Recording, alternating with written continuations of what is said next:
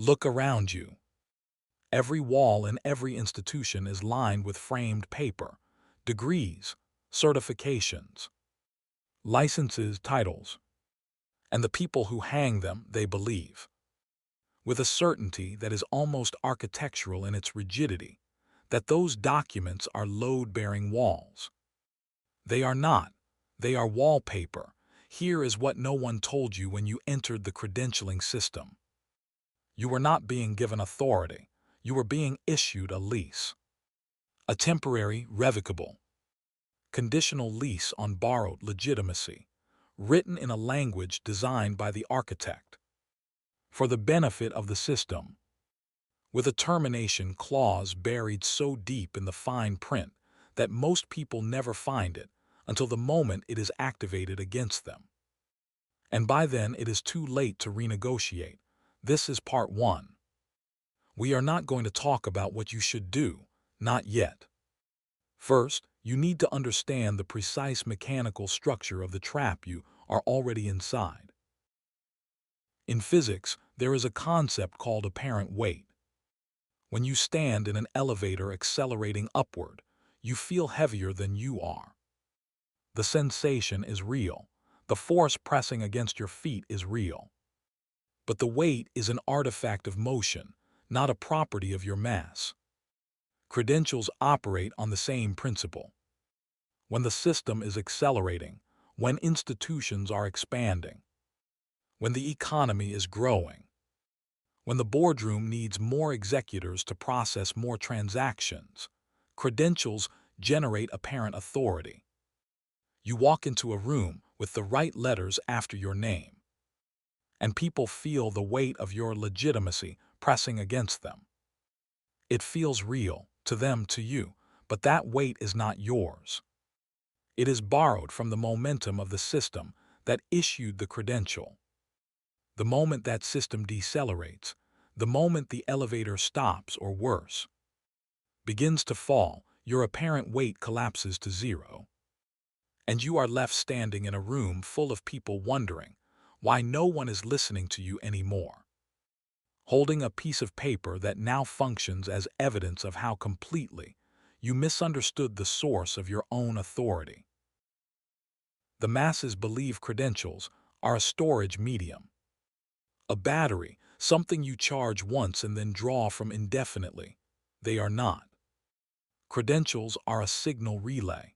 They transmit authority that originates elsewhere.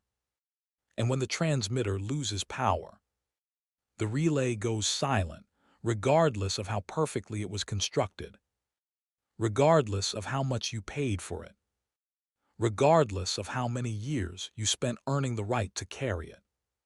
Now consider the deeper architecture of the problem. Every credential is written in a specific institutional language: law, medicine, finance, academia. Each of these languages has a grammar, a set of rules that determines what counts as valid, what counts as authoritative, what counts as real. You did not write that grammar. You learned it. You were evaluated on your fluency in it. You were certified as a competent speaker of it. And in exchange for that certification, you were granted temporary access to the authority that the language generates. But here is the cold mechanic that the operator understands, and the masses never ask about. The entity that writes the grammar controls the meaning of every word you speak inside it. When you argue using the language of a credential, you are arguing on terrain that was designed before you arrived. The boundaries of the debate, the definitions of the terms, the criteria for what constitutes a winning argument, all of it was pre-structured by the architect who built the institution that issued your lease. You can win every argument on that terrain. You can be the most decorated, the most cited, the most credentialed voice in the room. And the architect can still revise the grammar overnight, reclassify your expertise as obsolete, introduce a new certification tier above yours, or simply stop recognizing the institution that trained you. The language changes.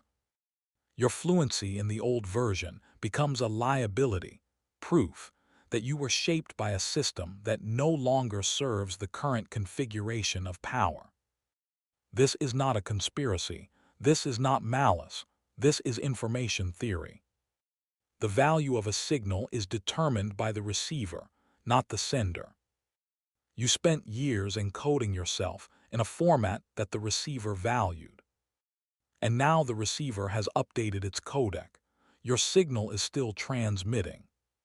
Perfectly, faithfully, no one is listening. So here is where part 1 ends. Not with a solution, with a question that should make it impossible for you to stop here. If the authority embedded in every credential is borrowed, if it originates in the system that issued it, not in the individual who earned it, then what precisely did you earn? You earned the right to be recognized as a competent node in a network you do not control. You earned the architect's confirmation that you have been successfully formatted to interface with the system. You earned a position in a hierarchy that was designed to be legible to the boardroom, not to generate autonomous power for you. And here is the paradox that should keep you awake. The more completely you succeeded at earning credentials, the more thoroughly you were optimized for a system that was never designed to make you sovereign within it. The highest achievers inside the credentialing architecture are often the most precisely trapped, because they invested the most, because they believe the most deeply that the investment should convert to permanent authority, because they have the most evidence in the form of accumulated credentials that they did everything correctly. And they did everything the system asked. That is exactly the problem. In part 2, we decode what the operator knows that the executor never learns, and why the difference between those two positions is not a matter of effort, intelligence, or credentials. It is a matter of where you stand relative to the grammar itself. The executor stands inside it. The operator stands above it. Those two positions are not separated by intelligence. They are not separated by effort or discipline or the quantity of years invested.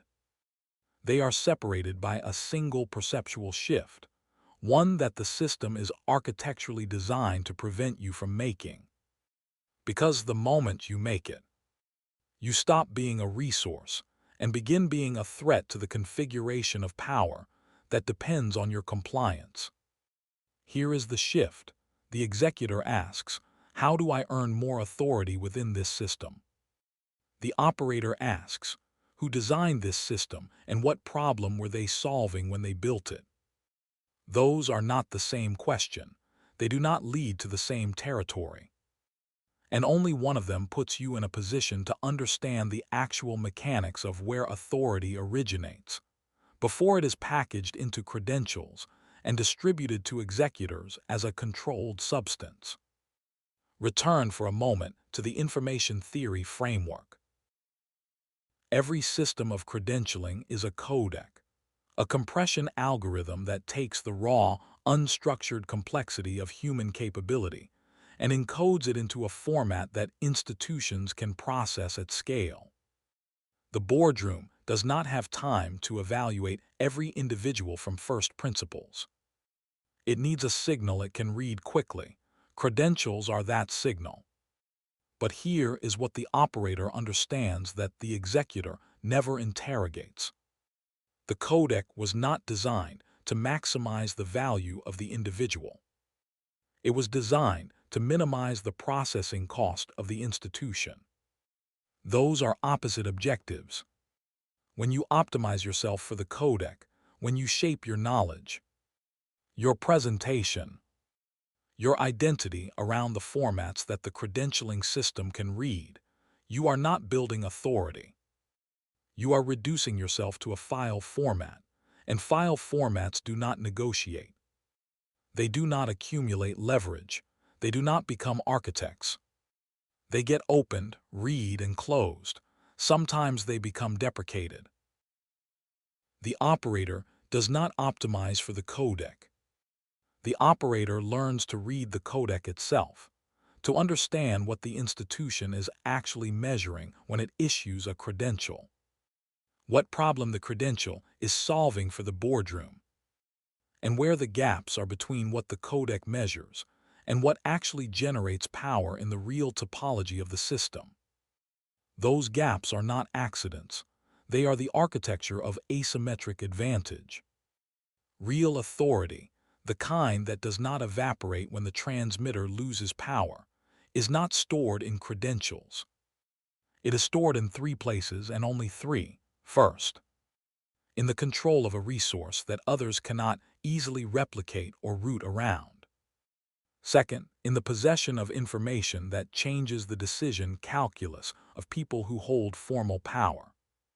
Third, in the architecture of relationships that exist outside the institutional grammar, connections that operate in the white space between official structures, where the kingmaker moves and the executor is never invited. None of these three are issued, none of them are certified. None of them appear on the walls of institutions.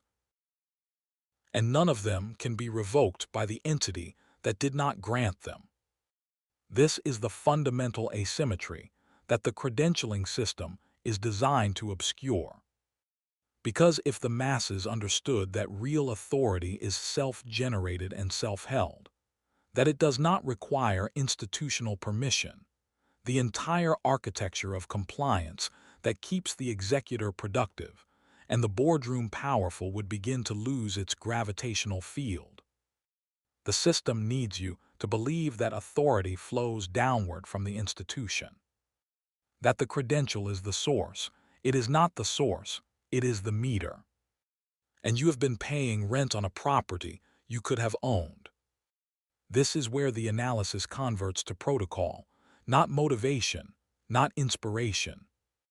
Mechanical directives, the operational logic that separates the operator's position from the executor's position in practical, executable terms. First, audit the codec before you invest another unit of time, capital, or identity into any credentialing system. Reverse engineer what the codec is actually measuring and who benefits from that measurement. Map the distance between what the institution certifies and what the boardroom actually rewards. That distance is your intelligence briefing. The operator who completes this audit before committing resources will never again pay full price for borrowed authority. Second, accumulate non-revocable assets. Deliberately and systematically build your position in the three domains where real authority is stored. Proprietary access to scarce resources.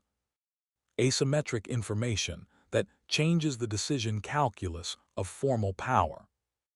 And relationships that exist in the white space outside institutional grammar. These assets do not depreciate when the system updates its codec. They compound independently of institutional momentum, which means they continue generating leverage precisely at the moment when credentialed authority collapses to zero. Third, write your own grammar. The architect's deepest advantage is not that they hold more credentials. It is that they define the terms by which others are evaluated. Begin constructing the frameworks, the language, and the standards by which your domain of expertise is measured through publishing, through convening, through the patient accumulation of intellectual territory that others begin to cite, reference, and defer to. The moment others argue on terrain you designed, you have crossed from executor to operator, and no institutional revision can revoke that position because it was never issued by the institution in the first place. You were not given this map when you entered the system. That was not an oversight. Subscribe to AXIOM Protocol.